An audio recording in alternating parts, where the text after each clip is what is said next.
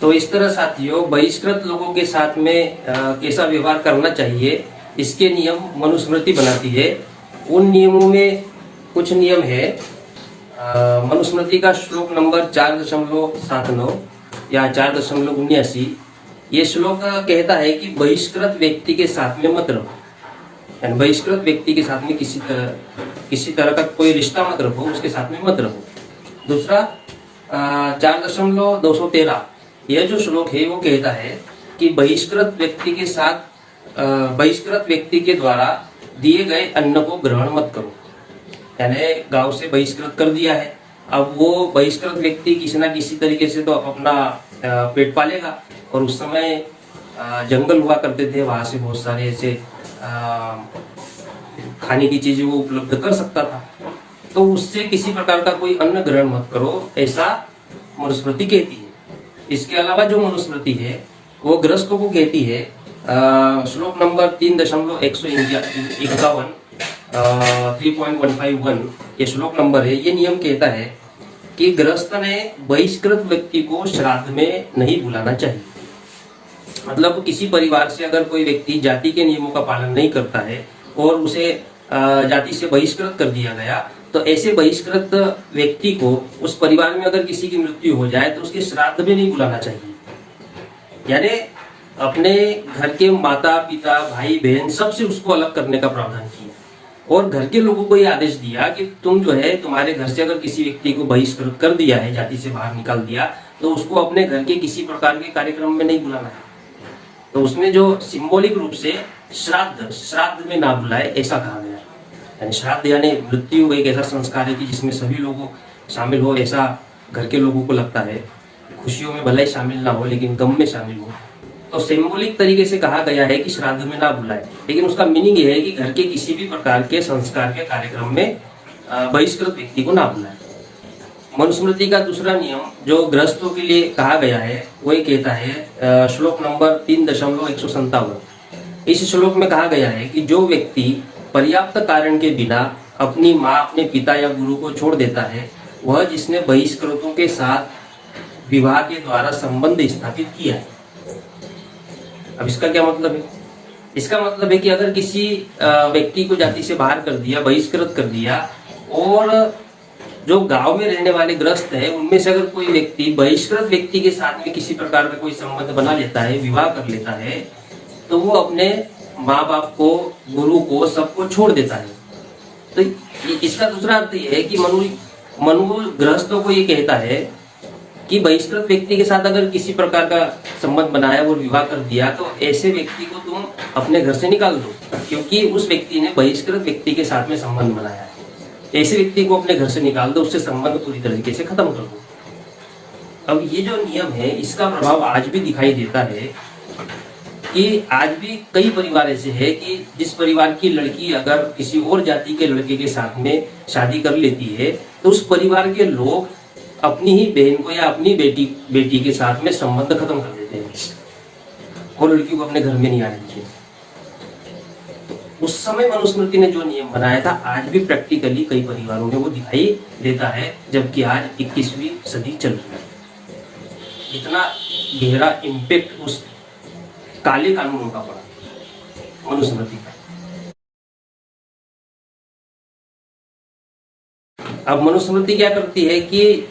जो लोग बहिष्कृत लोगों के साथ में संबंध रखते हैं उनको दंड देने का प्रावधान करती है। तो इसे हम नेक्स्ट अपग्रेडेशन मान सकते हैं कि जैसे पहले मनुस्मृति ने जाति और वर्ण के नियम बनाए, जाति और वर्ण के नियमों को बनाए रखने के लिए महिलाओं का दमन किया, बाल विवाह की प्रथा लाई, विवाह नहीं कर सकती है लाया। उसके बावजूद जाति और वर्ण का विरोध करने वाले लोग समाज में थे, तो उनके लिए बहिष्कृत करने का नियम लाया। बहिष्कृत करने के बावजूद अगर नहीं मान रहे तो प्रायश्चित करने का नियम लाया। अब ये नेक्स्ट जो है अपग्रेडेशन है वो ये है कि जो लोग बहिष्कृत व्यक्ति से संपर्क करते हैं उनके लिए दंड का प्रावधान। तो अब किसी को मान लो जाति का नियम पालन नहीं करता, बहिष्कृत कर दिया। अब बहिष्कृत करने के बाद भी उसके साथ में गांव के लोग अगर संपर्क बनाए हुए हैं तो उसके बहिष्कृत होने का तो कोई मतलब नहीं है, क्योंकि कोई व्यक्ति अगर बहिष्कृत हो तो वो तो पैदा होते से तो बहिष्कृत नहीं होगा, वो 15 साल का होगा, 20 साल का होगा, 25 का होगा, 30 का होगा, यानी किसी भी उम्र का व्यक्ति हो सकता है। जिस उम्र में भी उसने, जिस समय में भी जाति के या वर्ण के नियमों का उल्लंघन किया, उसको नहीं माना, तो उस व्यक्ति को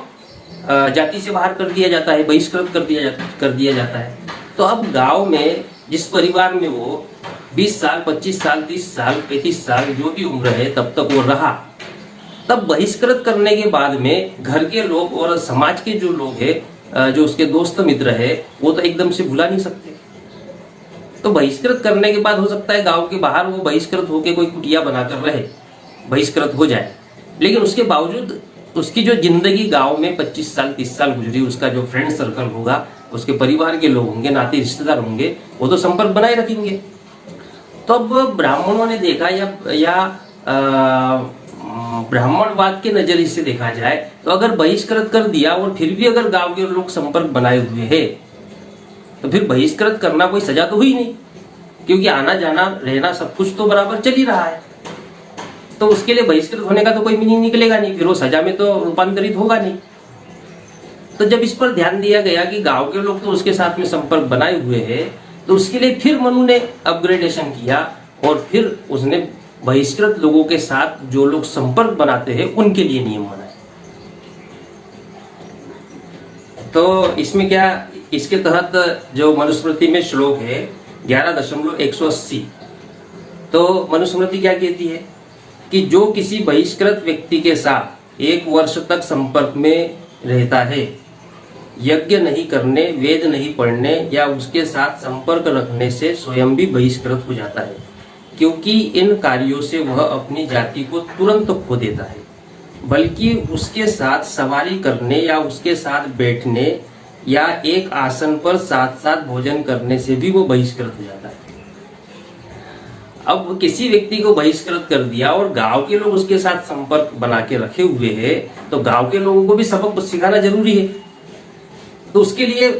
मनुस्मृति कहती है कि बहिष्कृत व्यक्ति के साथ में तुम संपर्क में रह नहीं सकते, उसके साथ में चल नहीं सकते, उसके साथ में उठ नहीं सकते, उसके साथ बैठ नहीं सकते, उसके साथ भोजन नहीं कर सकते, उसके साथ में तुम बात नहीं कर सकते, यानी किसी भी प्रकार का व्यवहार बहिष्कृत व्यक्ति के साथ में नहीं करना चाहिए।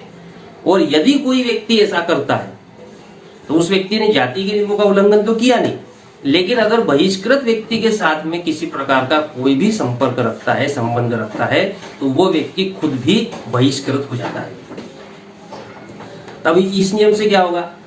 कि जिस आदमी को बहिष्कृत कर दिया तो गांव के लोग सोचेंगे कि उसको जाति से बाहर निकाल दिया, अब उसके साथ में हम किसी भी प्रकार कोई संपर्क रखेंगे तो नियम है कि हमको भी फिर बहिष्कृत कर देंगे, फिर हमें भी गांव के बाहर रहना होगा, हमें भी अपनी जाति को, समाज को छोड़ के रहना होगा। तो नहीं, फिर बहिष्कृत आदमी के साथ हम किसी प्रकार का कोई संपर्क संबंध नहीं रखेंगे। ये दबाव, ये नियम गांव के लोगों के ऊपर या सामाजिक लोगों के ऊपर, गृहस्थों के ऊपर ये नियम बनाया गया, डाला गया। ये नियम प्रत्यारोपित किया गया, यानी जबरदस्ती थोपा गया।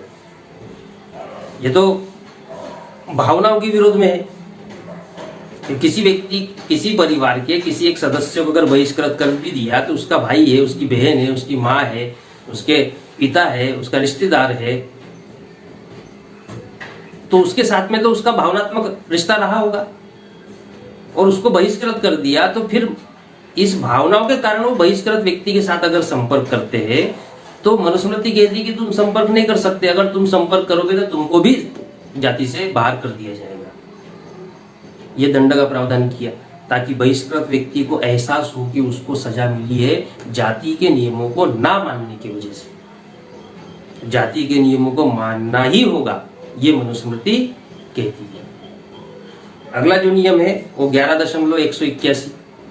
इसमें कहा गया है कि जो व्यक्ति किसी बहिष्कृत व्यक्ति के साथ संपर्क करता है उसे इस संपर्क से शुद्धि के लिए वही प्रायश्चित करना चाहिए जो उस